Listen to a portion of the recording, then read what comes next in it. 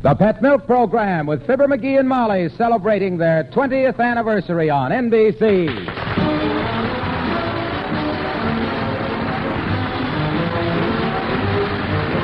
The first evaporated milk, Pet Milk, presents Fibber Mcgee and Molly with Bill Thompson, Gail Gordon, Arthur Q. Bryant, Gloria McMillan, Dallas McKinnon, and me, Harlow Wilcox. The show is written by Phil Leslie and Keith Fowler and directed by Max Hutto, with music by the King's Men and Billy Mills Orchestra.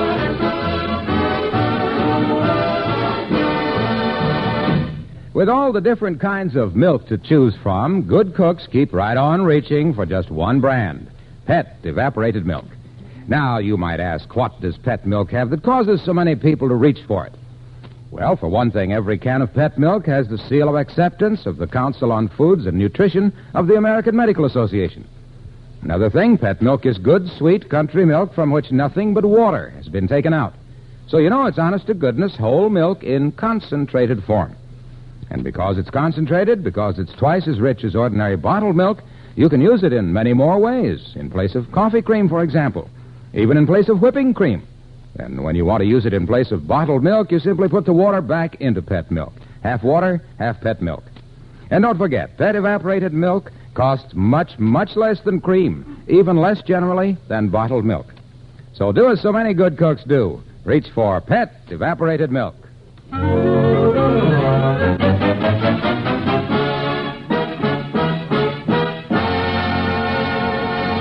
Here's a little dramatic scene that might be entitled The Eternal Triangle. The cast is composed of a messenger boy who says, "Package for the lady of the house." A wife who says, "Oh, thank you." And a husband who says, "And another dad-ratted package. What are you trying to do, send me to the poorhouse?" Yep, it's Fibber Mcgee and Molly.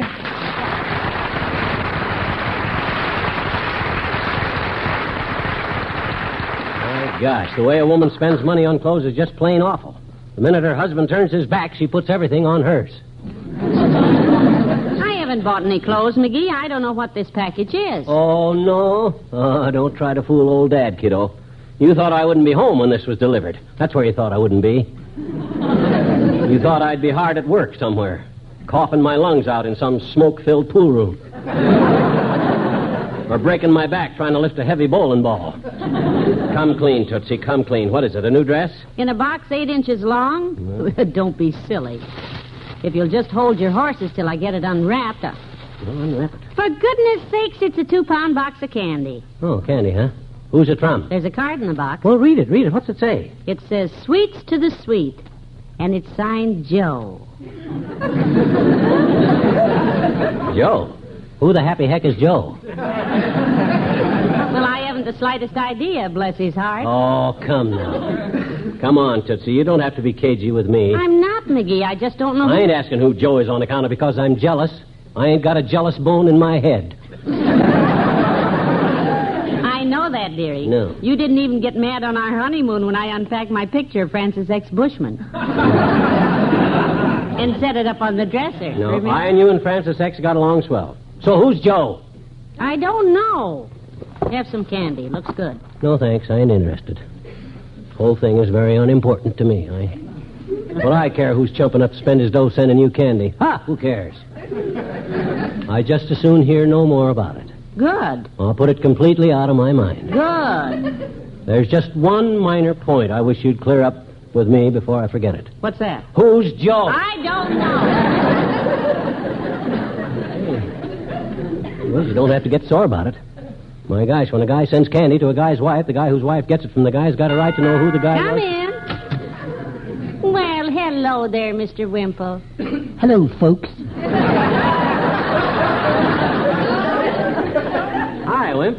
Pull up a chair. What you got under your arm there, boy? Seed catalog? Oh, no. This is my bird book. Oh, I see. I've been out to Dugan's Lake bird watching. Oh. But I haven't seen a really odd bird for days, so I thought I'd come see you a minute, Mr. McGee. Well, that's very thoughtful, Mr. Wimple. Yeah, I think. Someone was telling me that they saw a rare North Polish bird near here, but... A North Polish what bird, Mr. Wimple? A bird, Mr. McGee. It's a small, snow-colored bird that lives at the North Pole. Oh? It builds its nest out of ice cubes and old frost warnings and sits there all winter long saying, brr, brr, brr. Yeah, you're really bird happy, aren't you, Imp? You keep any birds around the house, canaries and stuff like that there? Yes. Oh? We have a beautiful little bird at the house right now. Oh? It's one of those talking Herza birds. Herza bird. Don't you mean a talking mina bird? No. Mine escaped, Mrs. McGee. This one belongs to her. Her? You mean? Yes. Sweetie Face, my big old tax exemption. Say, how is Mrs. Wimple these days, anyway? Oh, she's fine. We had a little discussion yesterday, though, and... So? Well, I just lost my temper. Hmm. She didn't want me to go out, and I said, Sweetie Face, I'm going downtown. I said, and I stuck my head in her room, and I said, if you don't like it, you can lump it. Wow. What did she do? She lumped it. I'd show you a few of the lumps, but I'd never get my head on over them again. Goodbye now. So long, Wallace.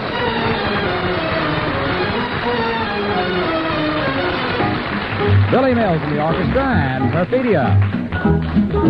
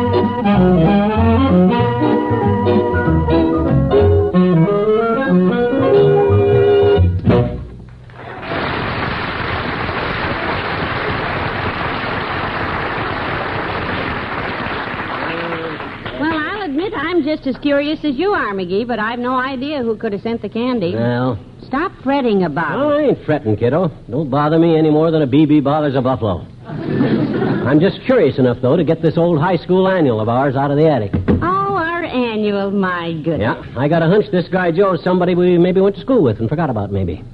Maybe we can find him in here. Well, good. Open it up. Where do we start? Oh, I'll just open it at random. Here we are. Pete Random. Remember Pete? Sure. He was the oldest of the three random boys. Yeah, nice kid, too, but his name wasn't Joe, so I'll keep looking. Next is Betty Bye. Well, it's a cinch she ain't Joe. Betty Bye. I don't seem to remember her. Oh, sure you do. Her old man was George Bye, the fellow that owned Bye's Restaurant on Adams Street. Oh, sure. Sure, I remember. Mr. Bye made his own potato chips and was very proud of them. That's right. They were good. When people left the restaurant, they always said, "Good chips, Mr. Bye." Well, this is all very interesting. Come in. Oh, hello, Dr. Gamble. Top of the morning to you, my dear. And a small slice off the bottom to you, Buckethead. Hi, Fatso. For once, I'm glad to see you. I and Molly are trying to remember something, and a guy with a memory like yours might help us. Well, that's very flattering, but what makes you think I have a good memory? Well, they say an elephant never forgets. I wonder why I come here. It must be the same thing that leads an Indian mystic to drive an extra handful of spikes into his bed.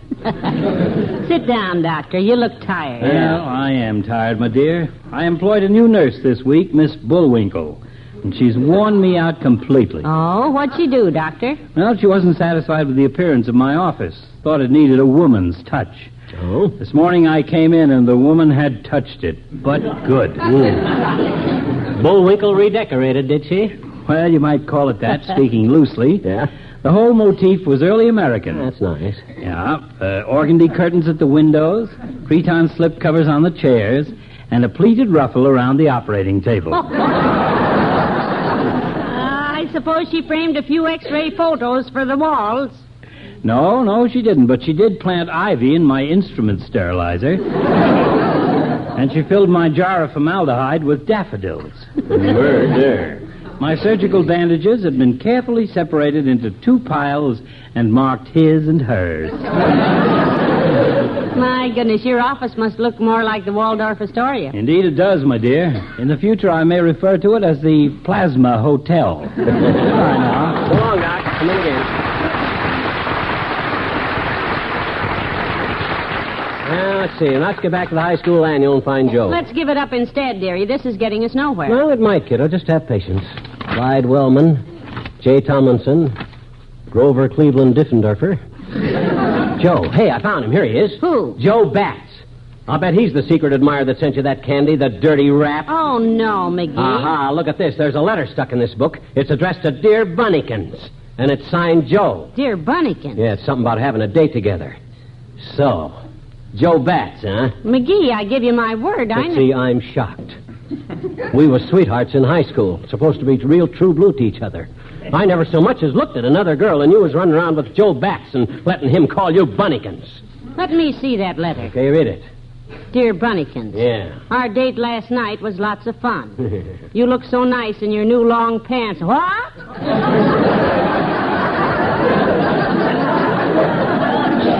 New long pants? This is not my letter. Oh, yeah, I remember now. Joe was Josephine Durkin.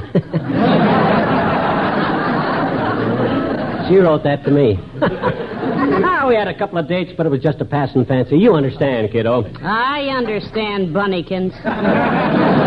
Good. I wouldn't want you to think for a minute that I was... Molly. Hi, pal. Hello, Mr. Wilcox. Hi, Junior. Say, maybe you can help us. We're trying to figure out who sent Molly a 2-pound box of candy. No, don't look at me, pal. I wouldn't dream of sending a girl a 2-pound box of candy. I suppose you send them a 5-pound box? No, I send them a 50-pound case of pet milk. Well, that's a lovely thought, Mr. Wilcox, but girls like candy, too, you know. Oh, well, I'm sure they'd prefer my gift, Molly. After all, what's in a box of candy? Well, in this box, there's a layer of creams. Ah, nothing compared to the creams you can make with Pet. Oh. Delicious cream sauces, delightful cream gravies, mouth-watering cream pies and custards. Every good cook knows the wonderful creaminess that Pet milk brings to her family's favorite foods. All right, you win that one, Mr. Wilcox. Yeah. But this particular box of candy has some nut clusters in it, too.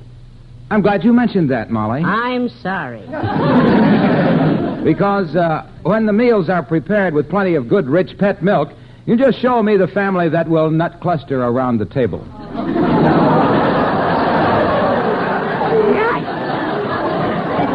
Oh, dear. Look, Junior, said little Fibber, the red-blooded American boy who don't know the meaning of fear. What about cherry cordials? There's some cherry cordials? Well, all right. Now, pal, consider the case of the French housewife. She turns to her husband and says, "Oh, my man, I love you so. You'll never know. But when we marry, you treat me very horrible. Name of a little pig, how you beat me. Je suis fatigué. Je suis désolé. Je suis black and bleu." That's very dramatic, Junior, but what's it got to do with cherry cordials? Then she says, "But that is all changed since I begin to cook with the delicious double-rich Pet milk. No longer do you treat me horrible. Now, Sherry, you are so cordial."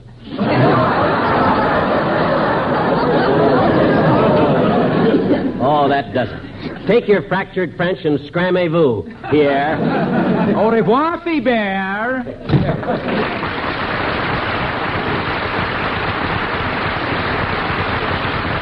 Well, I guess I'm just wasting my time with this annual, Molly. What do I care who Joe is anyhow? I know I'm the guy for you. Of course you are. Even if I do scatter ashes on your rugs. That's right, dear. Even if I do go bowling when you want to see a movie. Right again. Even if I do use your best linen napkins to clean my shotgun. When did you do that? Well, I haven't done it yet, but I thought I'd run it in while you were in a soft mood. Just testing. Well, McGee, it's as simple as this. Yeah? When we married, I promised to love, honor, and obey you. Betcha. So all I got to do is ask you 3 questions. You still love me? You know I do. Second question. You still honor me? Of course. Third question. Who's Joe? I don't know. Well, you don't have to tell the neighbors about it. Just burns me up that some guy's got the crust to send candy to the... The King's Men and Retreat. I once heard that in the city, gals are sweet and awful pretty, so I roamed into town. Loaded down with folding money, but I didn't figure, honey, you'd treat me so low down. Retreat, retreat, retreat, says my heart. Retreat, retreat, retreat, says my heart.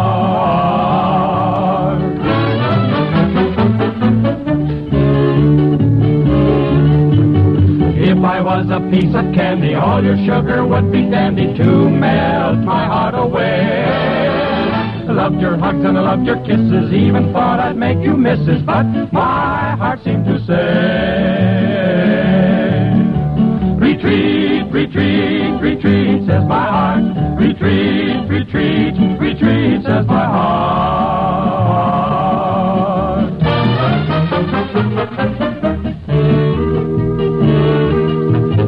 Saw you a dancing with a stranger, my heart hollered, look out, danger, go away and let me be. 20 years I saved my money, now it's spent and gone, my honey, it's gone and so is me. Retreat, retreat, retreat, says my heart. Retreat, retreat, retreat, says my heart.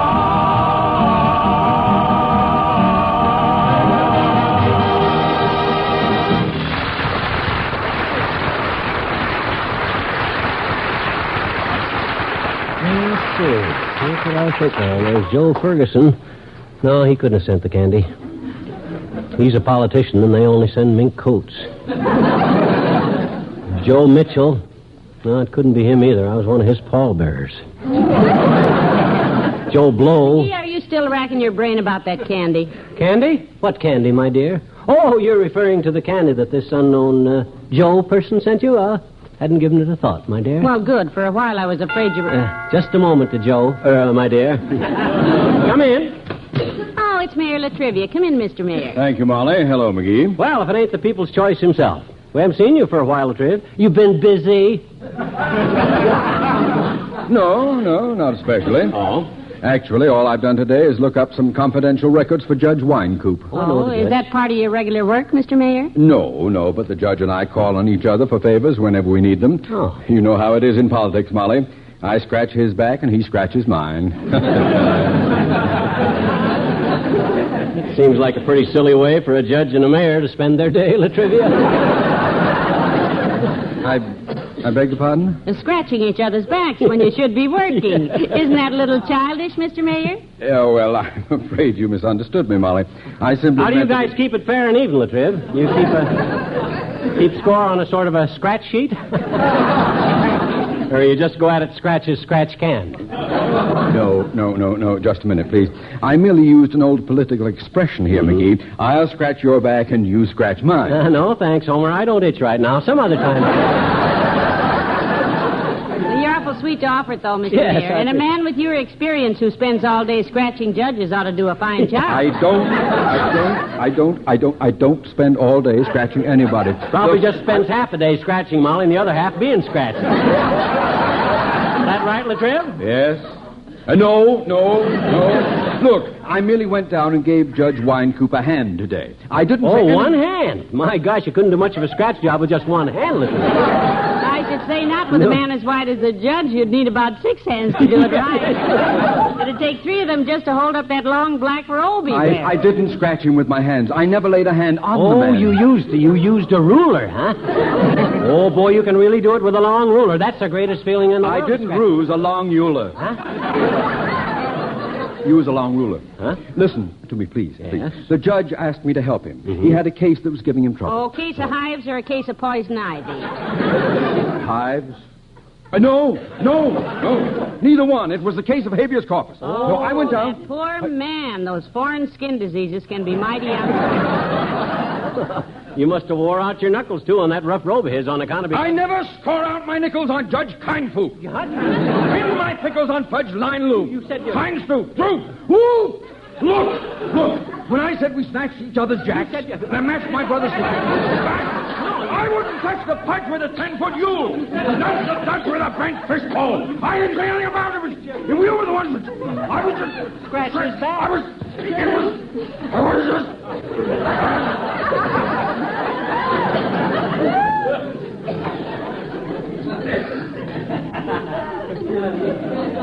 McGee? Yes, boy?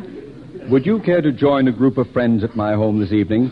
I plan to throw a small party outdoors. Oh, in your patio, eh? No, in the house. You're the small party I plan to throw outdoors. Good day.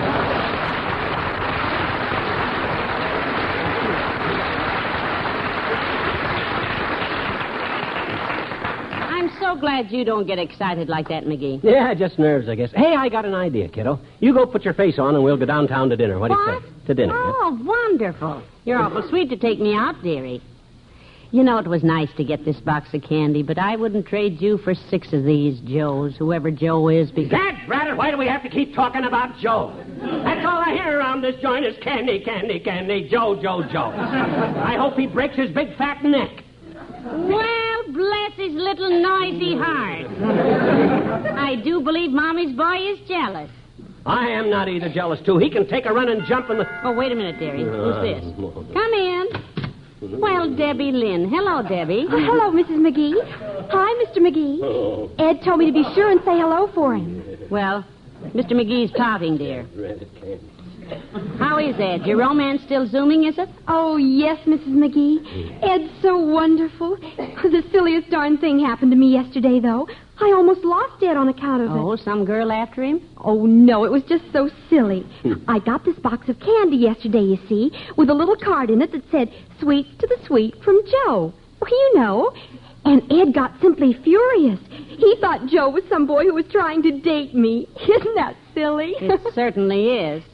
Who's Joe? Why, don't you know about... Oh, wait a minute. What time is it? It's almost past. Well, let me turn on your radio. There. Wait a minute. And today's lucky recipient of a box of these wonderful chocolates was Mrs. Molly McGee of 79 Wistful Vista. As you know, every day some lucky lady receives a handsome box of our deluxe candy, absolutely free. Remember our slogan, "Sweets to the sweet, from Joe the Bonbon King."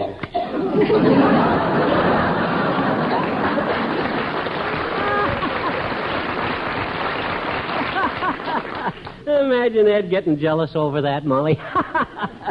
It just goes to show what the adolescent mind will do, don't it? Hand me another piece of candy, kiddo. Help yourself, Bunnykins.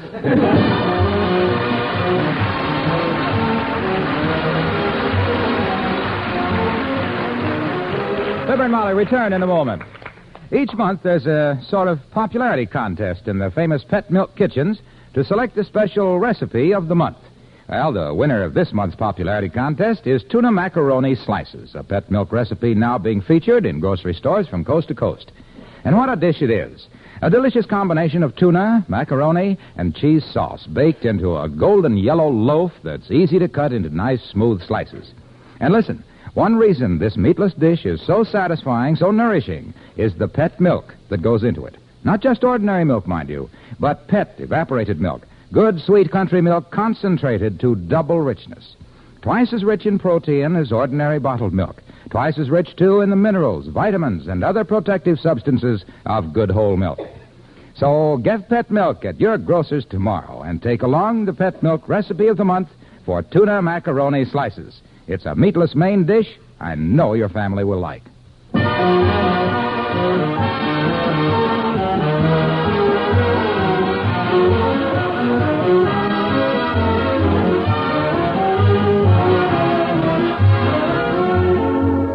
Ladies and gentlemen, tonight, Fibber and Molly are celebrating their 20th anniversary on NBC.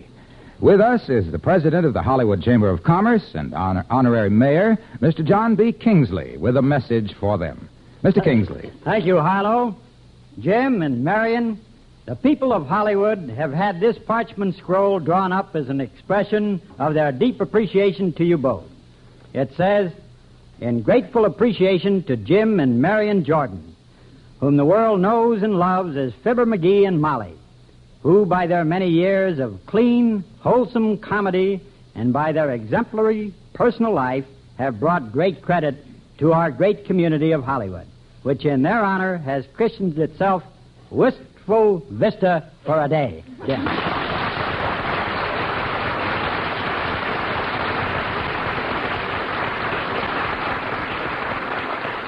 Well, thank you very much, Mr. Kingsley. Yeah, we're very flattered and thankful, John. We're thankful to you, to the people of Hollywood, the businessmen, the Hollywood Citizen News, and everybody who helped make this a day we will always remember.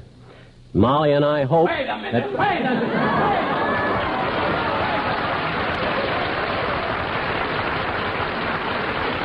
What do you mean? What do you mean I can't go out there? I got a message for him. Where are they? McGee, it's Jimmy Durant.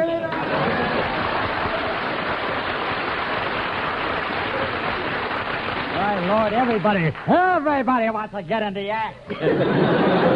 They're stealing my dialogue. It's embezzlement. That's what it is. I ought to break up the joint. But you know something, kids? I'm in a tender mood tonight. Well, good, Jimmy. I brought you a little token of our appreciation for the way you've been dishing it out over the killer circles. Kind of a glorified fan letter. Let me read it to you. Come on, Jimmy, let's hear it. It says, and I quote, "In tribute to two wonderful people for the 20 years of good entertainment, clean humor, and wholesome American fun, for which have endeared them and the Fibber Mcgee and Molly program to radio listeners of the United States, including all of us whose names are here inscribed." And it's signed Bud Allen, Milton Boyle, Eddie Cantor, Jack Carson, Lou Costello, Dennis Day, Ralph Edwards, Phil Harris, Bob Hope, Jerry Lewis, Dean Martin, Groucho Marx, Donald O'Connor, Walter O'Keefe, Jack Parr, Red Skelton, Danny Thomas, Willard Gildersleeve Waterman, Ed Wynn, and yours truly, James Durante. Well,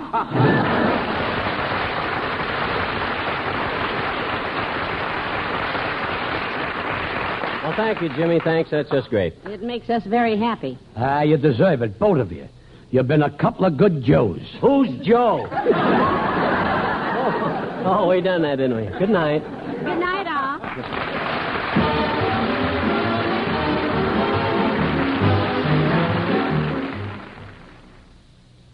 Sometimes parents forget what they were like when they were young and just married. That's the way it is with Sally Carter's parents until she finds an amusing way of reminding them. You'll hear it all in the Story of the Week on Pet Milk's Mary Lee Taylor program next Saturday morning. Immediately following this heartwarming story, Mary Lee Taylor will bring you the Pet Milk Recipe of the Week for a tasty new dessert that calls for the everyday ingredients you usually keep on hand. It's baked lemon pudding, and you'll hear how to make it when you tune to Pet Milk's Mary Lee Taylor program next Saturday morning over NBC.